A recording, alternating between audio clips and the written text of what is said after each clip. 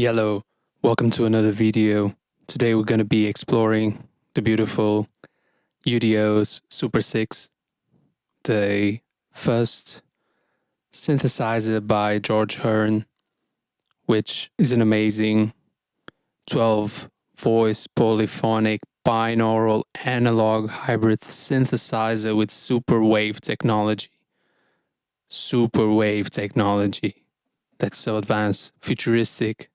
Okay, so let's get into this patch that I've been working on recently, where I've been playing around with the concept of feedback, feeding things back onto itself. In this case, I'm using DDS2 as a low frequency oscillator. As you can see here, there's a mode for it. And I'm using LFO1. And I'm basically making a path also with the modulation destinations so that things feed into each other. So, okay, let's hear it first. Press hold. So this is what we have right now.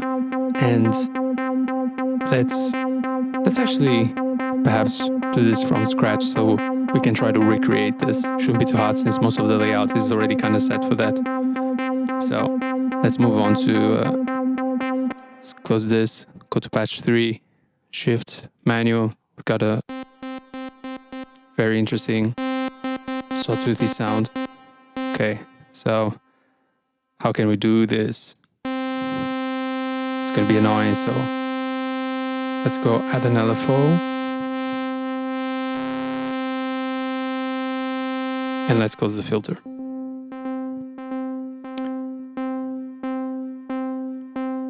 So now we've got simple sawtooth LFO, well, ramp up.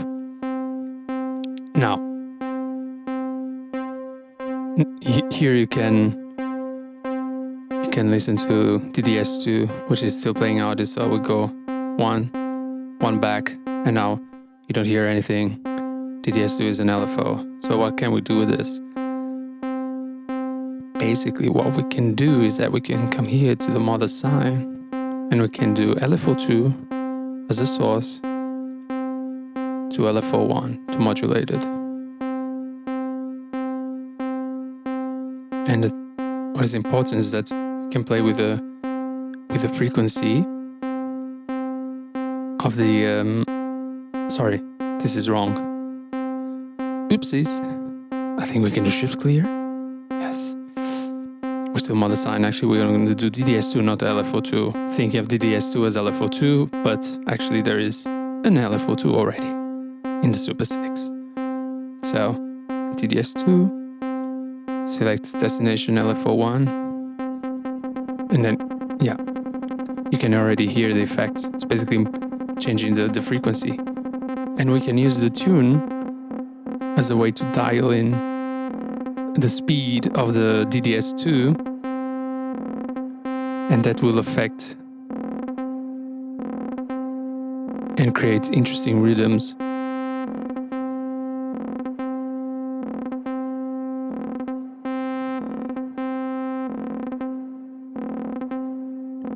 So we can also dial in how much do we actually want.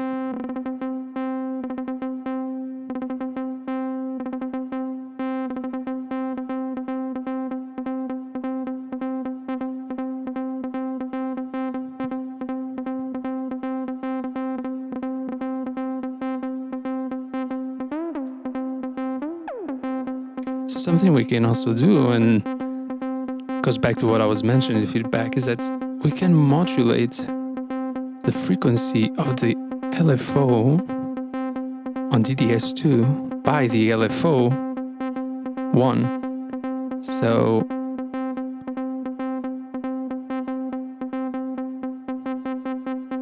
what this means is that DDS2 is modulating LFO1, which in return is modulating DDS2, which is modulating LFO1, as you can see, because I'm running a loop.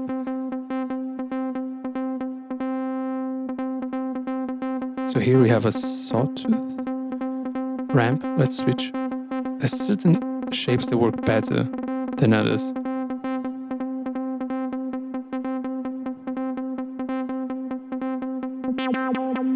Oh yeah, a little bit of resonance goes a long way. And also, let's drive the filter a bit.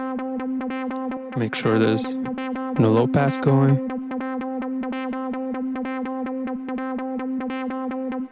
LFO. I'm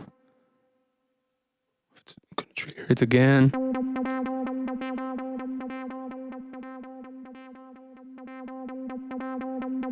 It's gonna come back up the volume. You can see that this is creating these rhythms.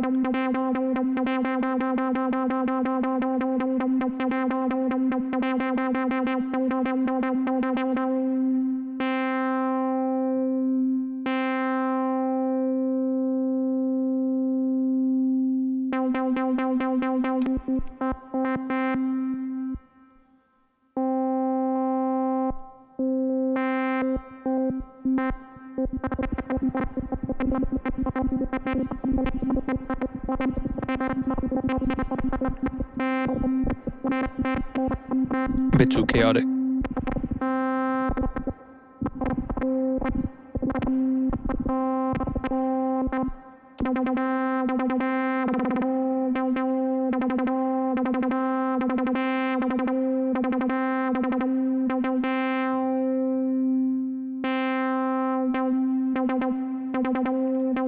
Going backwards, basically, it's more about phasing. Oh,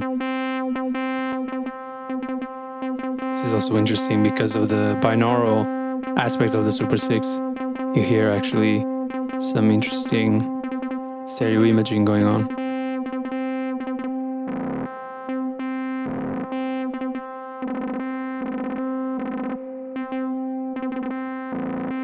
So if I get out of mono sign, okay, now I'll go back to my initial patch, which had more of a sweet spot. So let's go back.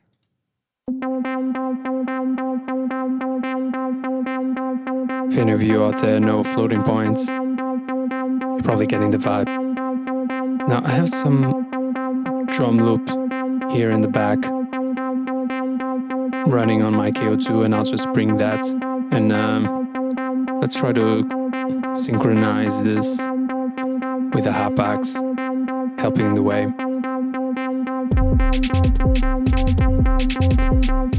So what we're gonna do is that we're gonna press sync and things are not gonna continue to sound like this, but we'll try to find our way back.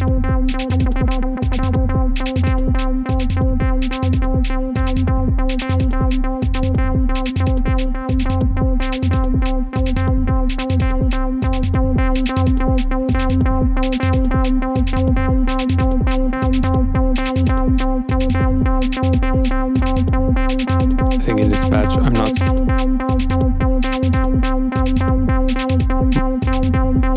modulating back. Let me try again.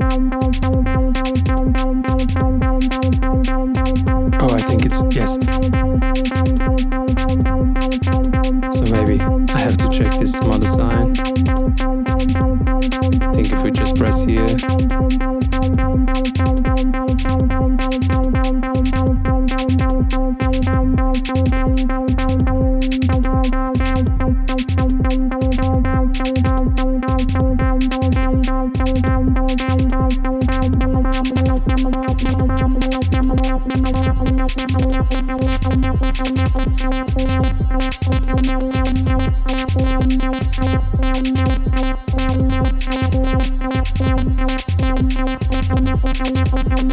So what you hear is the out of phase DDS2, which is not in sync.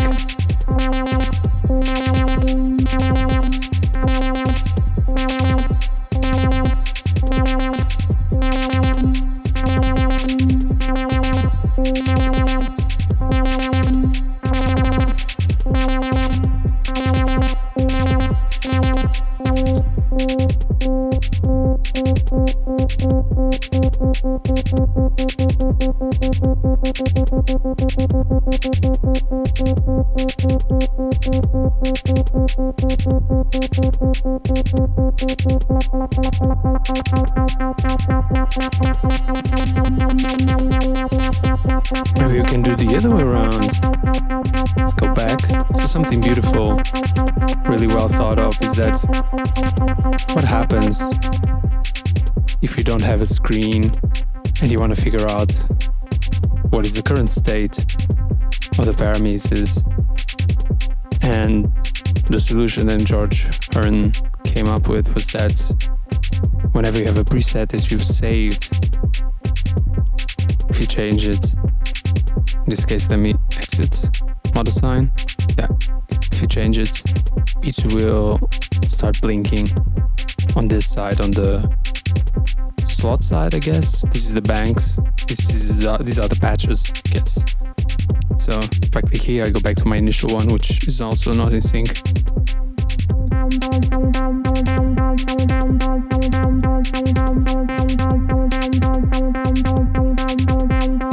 So basically,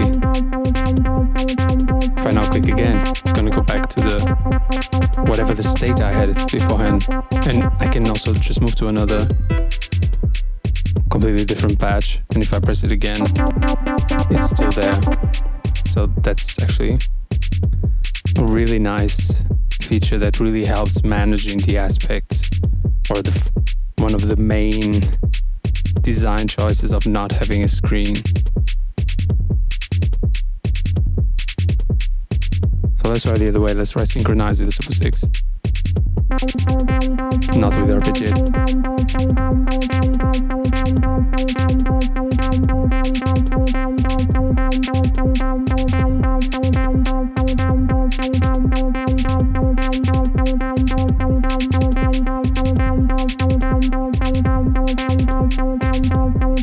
So it's kind of going a triplet feel.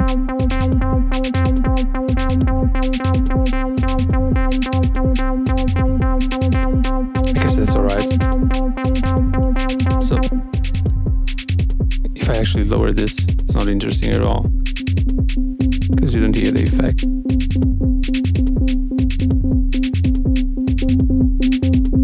We can also just adding with a bit of dynamics another note.